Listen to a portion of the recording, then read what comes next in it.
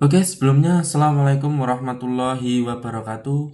Perkenalkan, kami dari kelompok 6 ingin mempresentasikan hasil kerja kelompok kami yang berjudulkan Eksistensi Penjabaran Filsafat Pendidikan di Indonesia. Langsung saja, kami dari kelompok 6 yang beranggotakan yang pertama Kinanti Alivia Anandiva, NIM 245200000112. Selanjutnya Fradiva Rahma, NIM 245200001116. Selanjutnya Nasika Najla, NIM 245200000121. Selanjutnya Erlan Islan Kusuma 245200000122. Selanjutnya Amelia Lisda, NIM 245200000123. Yang keenam, yang terakhir yaitu Naila Maharani, NIM 245200000130.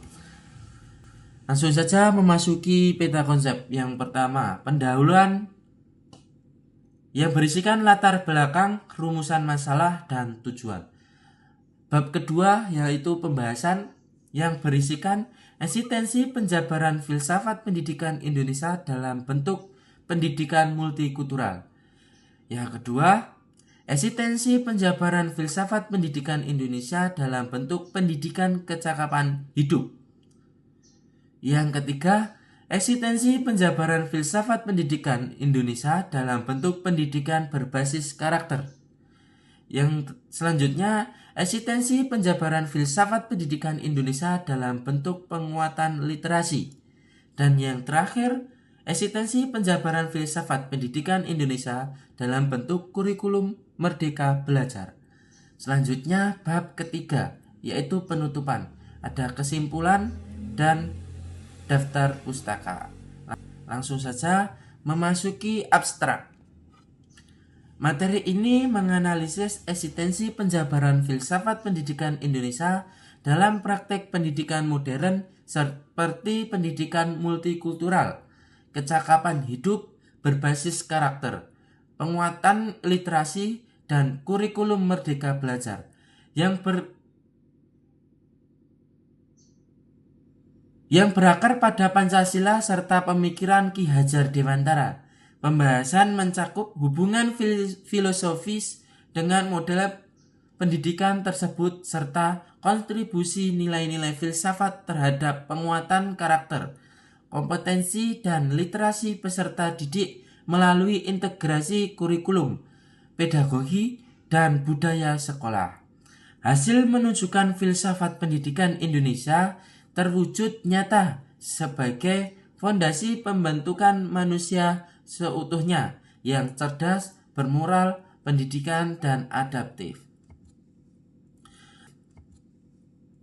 Langsung saja memasuki bab yang pertama, yaitu pendahuluan. Rumusan masalah. Yang pertama, bagaimana eksistensi penjabaran filsafat pendidikan di Indonesia dalam bentuk pendidikan multikultural. Yang kedua, bagaimana eksistensi penjabaran filsafat pendidikan di Indonesia dalam bentuk pendidikan kecakapan hidup. Yang ketiga, bagaimana eksistensi penjabaran filsafat pendidikan di Indonesia dalam bentuk pendidikan berbasis karakter. Yang keempat, bagaimana eksistensi penjabaran filsafat pendidikan di Indonesia dalam bentuk penguatan literasi dan numerasi. Yang kelima, bagaimana eksistensi penjabaran filsafat pendidikan di Indonesia dalam bentuk kurikulum Merdeka Belajar. Selanjutnya, tujuan. Yang pertama, eksistensi penjabaran filsafat pendidikan di Indonesia dalam bentuk pendidikan multikultural. Yang kedua, mendeskripsikan eksistensi penjabaran filsafat pendidikan di Indonesia dalam bentuk pendidikan kecakapan hidup atau life skill. Yang ketiga, mendeskripsikan eksistensi penjabaran filsafat pendidikan di Indonesia dalam bentuk pendidikan berbasis karakter. Selanjutnya, mendeskripsikan eksistensi penjabaran filsafat pendidikan di Indonesia dalam bentuk pendidikan multikultural. Selanjutnya, mendeskripsikan eksistensi penjabaran filsafat pendidikan di Indonesia dalam bentuk kurikulum Merdeka Belajar. Selanjutnya memasuki bab yang kedua, yaitu pembahasan yang akan dibahas oleh teman-teman saya. Waktu dipersilahkan. Eksistensi penjabaran filsafat pendidikan Indonesia dalam bentuk pendidikan multikultural. Menurut Fitri Kasari dan Adiana tahun 2023 mengemukakan bahwa pendidikan multikultural adalah strategi pendidikan yang diaplikasikan pada semua jenis mata pelajaran dengan cara menggunakan perbedaan-perbedaan budaya yang ada pada para siswa seperti perbedaan etnis, agama, bahasa, gender, dan kelas sosial, ras maupun kemampuan dan umur. Yang kedua, menurut Hamidah tahun 2024, pendidikan multikultural adalah pendidikan yang berlandaskan pada asas dan prinsip konsep multikulturalisme, yakni konsep keberagaman yang mengakui, menerima, dan menegaskan perbedaan dan persamaan manusia yang dikaitkan dengan gender, ras, dan kelas, agama berdasarkan nilai dan paham demokratis yang membangun pluralisme budaya dalam usaha memerangi prasangka dan diskriminasi. Selanjutnya kesimpulan. Dilihat dari kedua pengertian di atas, maka dapat disimpulkan bahwa pendidikan multikultural adalah usaha sadar untuk mengembangkan kepribadian di dalam dan di luar sekolah yang mempelajari tentang berbagai macam status sosial, ras, suku, agama agar tercipta kepribadian yang cerdas dalam menghadapi masalah-masalah keberagaman budaya. Selanjutnya, prinsip pendidikan multikultural. Ada 3 prinsip pendidikan multikultural antara lain sebagai berikut. 1. Pendidikan multikultural didasar pada pedagogik kesetaraan manusia. Yang kedua, pendidikan multikultural ditujukan kepada terwujudnya manusia Indonesia yang cerdas dan mengembangkan pribadi-pribadi Indonesia yang menguasai ilmu pengetahuan dengan sebaik-baiknya. 3. Prinsip globalisasi. Tidak perlu ditakuti bangsa ini terhadap arah serta nilai-nilai baik buruk yang dibawanya. Jadi, ketiga prinsip pendidikan multikultural yang dikemukakan Tilar tersebut di atas sudah dapat menggambarkan bahwa arah dari wawasan multikulturalisme adalah menciptakan manusia yang terbuka terhadap segala macam perkembangan zaman dan keberagaman berbagai aspek dalam kehidupan modern.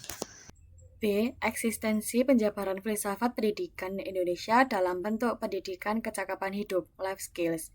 Menurut Cynthia dan Rahman pada tahun 2022, pendidikan kecakapan hidup merupakan wujud filsafat pendidikan Indonesia dalam mengembangkan potensi peserta didik secara utuh. Pendidikan ini memandang peserta didik sebagai subjek yang harus dibimbing agar mampu bertahan, berkembang, dan beradaptasi dalam kehidupan. Karena itu, sekolah tidak hanya mengajarkan pengetahuan akademik, tetapi juga keterampilan seperti berpikir kritis, komunikasi, kolaborasi, kepemimpinan, kewirausahaan, dan pemecahan masalah. Selanjutnya, menurut Cahyono pada tahun 2022, life skills membebaskan peserta didik dari ketergantungan melalui pembelajaran aplikasi berbasis pengalaman. Implementasinya menegaskan bahwa pendidikan nasional harus fungsional, relevan, dan kontekstual. Secara keseluruhan, pendidikan kecakapan hidup memperkuat filsafat pendidikan Indonesia dalam membentuk manusia yang mandiri, bermartabat, adaptif terhadap perubahan, dan tetap berjati diri sebagai manusia Indonesia. Dapat disimpulkan, pendidikan kecakapan hidup mencerminkan filsafat pendidikan Indonesia karena mengembangkan peserta didik secara utuh agar mampu bertahan, beradaptasi, dan mandiri. Melalui pembelajaran aplikatif dan keterampilan seperti berpikir kritis, komunikasi, dan pemecahan masalah, pendidikan menjadi lebih fungsional dan relevan. Secara keseluruhan, life skills membentuk manusia Indonesia yang adaptif, bermartabat, dan berkarakter. Yang C. Eksistensi penjabaran filsafat pendidikan Indonesia dalam bentuk pendidikan berbasis karakter. Filsafat pendidikan Indonesia tampak dalam pendidikan berbasis karakter yang menekankan pada pembentukan manusia berbudi pekerti, bermoral, religius, dan berintegritas. Pendidikan nasional berorientasi pada pengembangan manusia seutuhnya, cerdas secara intelektual, emosional, moral, spiritual, dan solusi.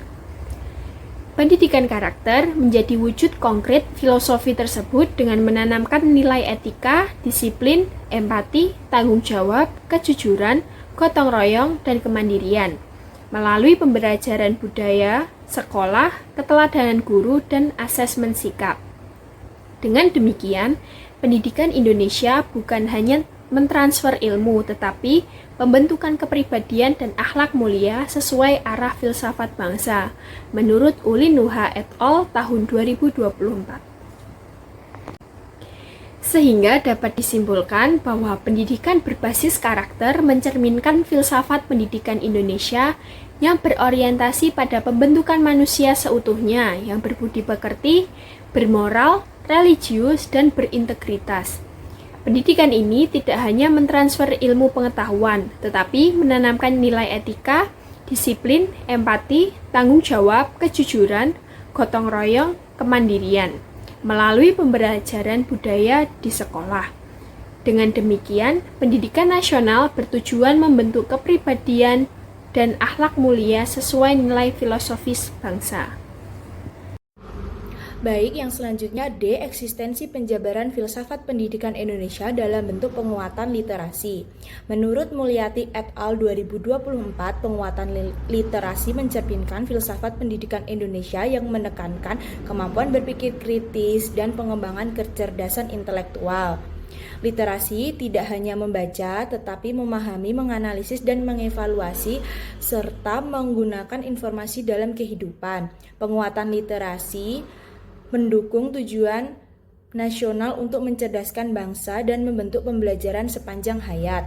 Literasi diperluas menjadi literasi digital, budaya, finansial, sains, dan numerasi, sehingga peserta didik siap menghadapi masyarakat berbasis teknologi dan informasi. Dengan demikian, penguatan literasi menjadi wujud filsafat pendidikan Indonesia dalam membangun kemandirian, berpikir pola pikir kritis, dan kemampuan beradaptasi. Baik, selanjutnya kesimpulan. Penguatan literasi mencerminkan filsafat pendidikan Indonesia yang menekankan berpikir kritis dan kecerdasan intelektual.